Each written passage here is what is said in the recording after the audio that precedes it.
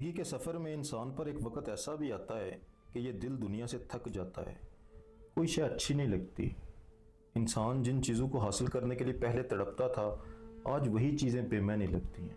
انسان جن رشتوں کو نبھانے کے لیے قربانیاں دیا کرتا تھا آج وہی اپنے انسان کو پرائے لگتے ہیں، وہی اپنے انسان کو دھوکہ دیتے ہیں. نہ انسان کو کسی کی ہنسی اچھی لگتی ہے، نہ انسان کو کوئی مسکان متاثر کرتی ہے، نہ انسان کہہ کے مار کر ٹولیوں میں بیٹھ کے گپے ہانکتا ہے، کہہ کے لگاتا ہے. انسان چھوڑ دیتا ہے. انسان کو نہ دولت اچھی لگتی ہے، نہ موسم اچھے لگتے ہیں.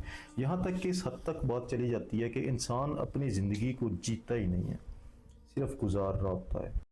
انسان کی آنکھوں کے سامنے اس کی زندگی گزر رہی ہوتی ہے اور دور بیٹھ کے انسان اپنی ہی زندگی کو گزرتا ہوا دیکھ رہا ہوتا ہے. وہ اپنی گزرتی ہوئی زندگی میں انوالو ہو کر اپنی زندگی کو خوشنما، خوشیاں، مسکراہٹیں، چہچہانا، وہ ساری چیزوں کو چھوڑ دیتا ہے. اسے بس گزرنے دیتا ہے. دل تھک جاتا ہے انسان کا اس دنیا سے. لیکن یہ تھکاوٹ، یہ دل کی تھکاوٹ کوئی بیماری نہیں ہے، یہ ایک دعوت نامہ ہے. یہ روح کا دعوت نامہ ہے. ہمیشہ یاد رکھنا اس کو، کبھی بھی تم نیگیٹو مت لینا کہ تمہارا دل دنیا سے تھک گیا تو شاید یہ دل کی کوئی بیماری لگ گئی ہے آپ کو، شاید آپ کے اعصاب جواب دے گئے، شاید آپ کے اندر سے وہ چاشنی، وہ روح وہ مر چکی ہے. نہیں، بلکہ یہ روح کا دعوت نامہ ہوتا ہے. انسان کے وجود کے اندر دو طرح کے دعوت نامے ہیں. نمبر 1 دعوت نامہ ہے نفس کا دعوت نامہ. نمبر 2 دعوت نامہ ہے روح کا دعوت نامہ. آپ کو اپنی ذات کس چیز کی جانب لے کے جانی ہے، یہ فیصلہ آپ نے کرنا ہے. نفس کا دعوت نامہ کیا ہوتا ہے؟ نفس دعوت دیتی ہے تمہیں عیش کی، عشرت کی، شہرت کی، اس دنیا کی، اچھے لباس کی، اچھی اولاد کی، اچھی جگہ کی، اچھی بلڈنگ کی، اچھی کار کی، اچھے نالج کی. نفس تمہیں دعوت دیتا ہے. نفس دعوت دیتا ہے کہ تو چمک کے رہ، تو زندگی کو ایسے جی جیسے جینے کا حق ہے. زندگی ایک دفعہ ملتی ہے، دوبارہ نہیں ملے گی. ہر وہ چیز کر جا جو تیرا دل مانتا ہے، تو بس ٹوٹ پڑ ہر چیز پر. لیکن یہ نفس کی دعوت ہے، اس کی ایک حد ہوتی ہے. اہل روح جو لوگ ہوتے ہیں وہ ان چیزوں سے تھک جاتے ہیں، ان کی بس ہو جاتی ہے. یہ چیزیں اسے سکون نہیں دیتی. وہ روح کی دعوت کی جانب جاتے ہیں. روح کی دعوت کیا ہے؟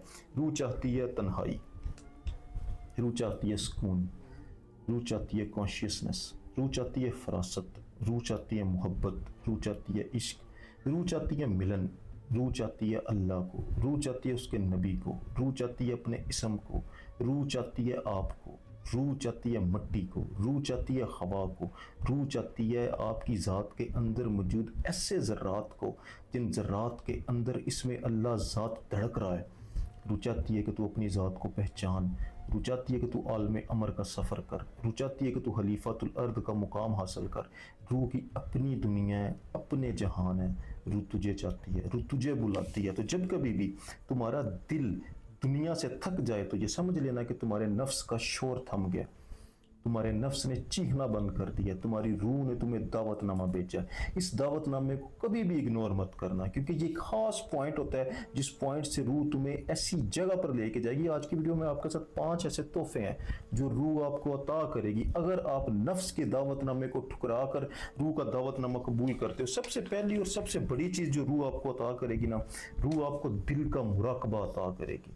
سب سے بڑا گفٹ اس کائنات کا دل کی میڈیٹیشن. دیکھو آپ میڈیٹیشن کرتے ہو نا، کیا کرتے ہو؟ آپ جا کے اپنے دماغ کو کنٹرول کرنے کی کوشش کرتے ہو، اپنے خیالات کو مدھم کرنے کی کوشش کرتے ہو. در حقیقت تم اپنے نفس کے شور کو کم کرنے کی کوشش کرتے ہو.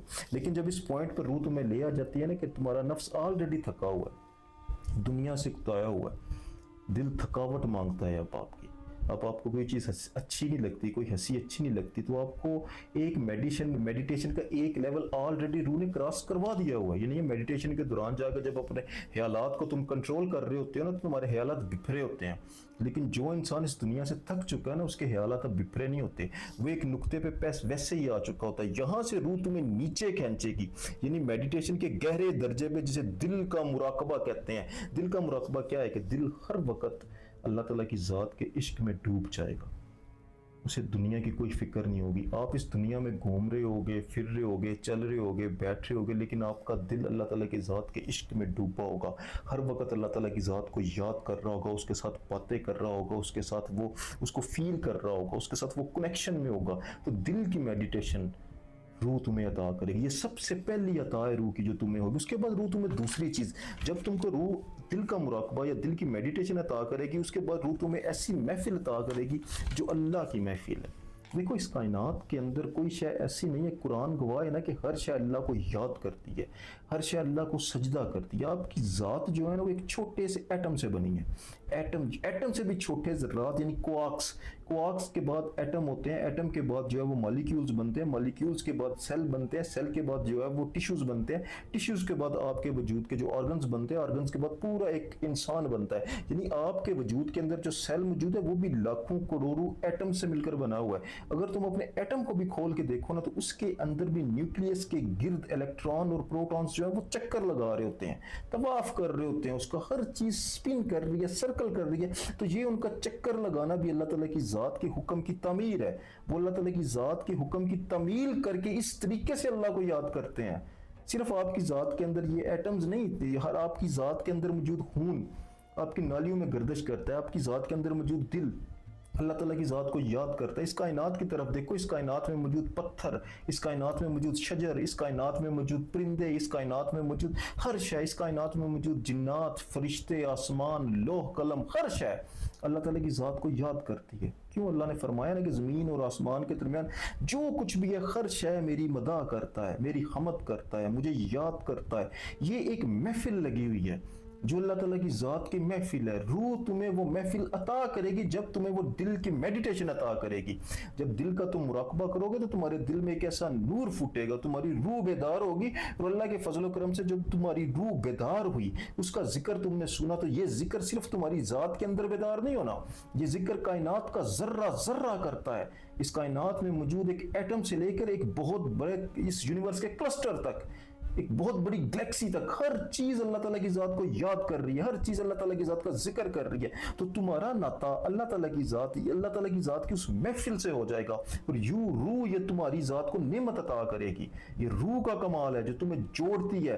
اس لیول پر جانے کے بعد روح تمہیں تیسرا تحفہ بھی عطا کرے گی، اس کی حد نہیں ہونی، یہ اتنی دور تک تمہیں لے کے جائے گی۔ اس کی تیسرا تحفہ تمہیں کیا عطا ہونے والا ہے؟ دیکھو، جب یہ چیز تمہاری ذات کے اندر آ گی نا، تمہیں اس ذکر کی محفل عطا ہوگی تو روح تمہیں کانشیسنس عطا کرے گی۔ کانشیسنس کیا ہے؟ کانشیسنس ایک شعور ہے، ایک فراست ہے۔ آپ کے پاس ابھی بشری فراست ہے، صرف ایک ٹنی سی چھوٹا سا آپ کے دماغ کے اندر چھوٹا سا شعور ہے، لیکن یہ شعور کا صرف ادنا سا اور پہلا درجہ ہے جسے بشری کانشیسنس کہتے ہیں۔ اس کے بعد آپ کو ہائر کانشیسنس تک روح لے کے چلی جائے گی، ایسی کانشیسنس جس جگہ پر جا کر آپ کو لوح محفوظ سے، قلم سے، لوح اور قلم سے ڈائریکٹ نالج آئے گا۔ آپ کی ذات بن کسی کے سکھائے سیکھنا شروع کر دے گی۔ یہ روح کا کمال ہے، روح کے اندر وہ کانشیسنس موجود ہے، وہ آپ کے دماغ کی کانشیسنس کے محتاج نہیں ہے۔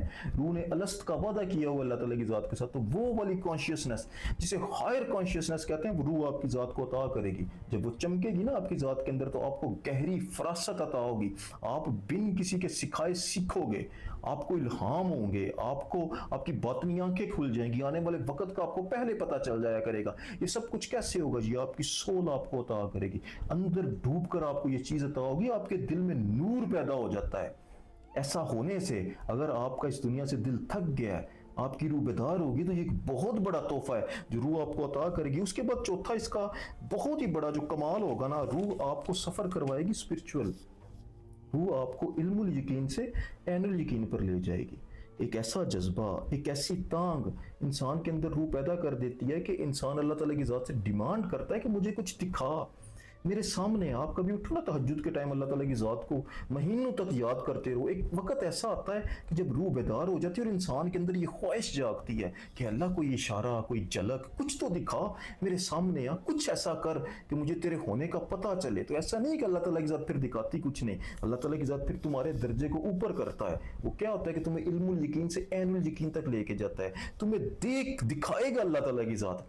پھر صرف تم لکھا نہیں پڑھو گے، صرف زبان سے نہیں پڑھو گے، ان آنکھوں سے تم دیکھو گے، بلکہ روح کی آنکھوں سے تم دیکھو گے حق کو اشکار ہوتا ہوا۔ تو روح تمہیں یہ والا سفر بھی کرواتی ہے، اور یہ جو سفر ہے نا، یہ اللہ کے نبیوں نے بھی کیا۔ حضرت ابراہیم علیہ السلام کیوں بولا تھا کہ اللہ تو کیسے مار کے زندہ کرتا ہے؟ اللہ نے بولا کیا تجھے یقین نہیں؟ تو حضرت ابراہیم نے بولا مولا یقین بہت ہے، لیکن دیکھنا چاہتا ہوں، دل دیکھنا چاہتا ہے، روح دیکھنی چاہتی ہے۔ تو اللہ تعالیٰ کی ذات نے دکھایا، لا پرندوں کو لا، ان کو مار، ان کو پال، اس کے بعد ان کو ذبح کر، ان کا قیمہ کر، پہاڑوں میں پھینکا، پھر سینٹر میں کھڑے ہو کے آواز لگاؤ۔ تو حضرت ابراہیم علیہ السلام نے کیا، اور وہ سارے پرندے اٹھ کے آگے، وہ کیا تھا؟ وہ عین الیقین تھا۔ تو روح یہ سارے تحفے تمہیں عطا کرے گی اگر دل تمہارا دنیا سے تھک گیا ہے۔ آج کے لیے اتنے، جزاک اللہ خیر الرازقین۔ तुमने कभी सोचा है कि जिस चीज को तुम सुख समझकर बहा रहे हो, वही तुम्हारी किस्मत को भी बहा रही